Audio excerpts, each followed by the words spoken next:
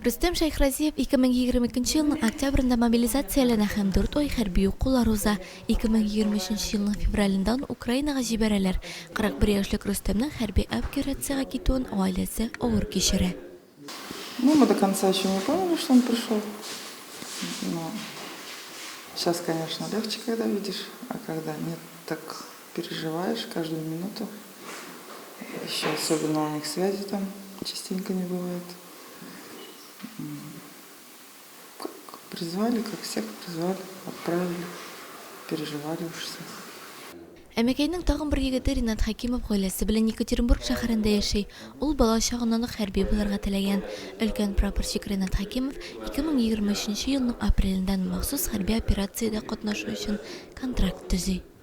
В самом начале не очень это восприняла, потом это все откладывалось. Ну, вообще изначально призывали, но долго откладывалось. И мы как-то успокоились, и когда уже все призвали окончательно, ну, как-то я в шоке была, конечно. Все это быстро произошло, вообще быстро, то есть все, он уехал.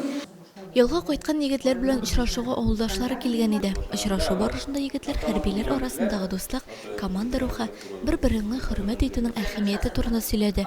Авыл халкы җирле халыкның тормышы, хезмәт хаклары, хөкүмәт ярдәме турында кызыксынды.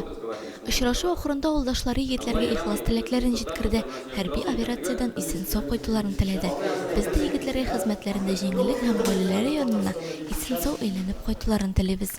Рамиля Сәләмова, Динар Нурытдинов, Муслим телевидениесе.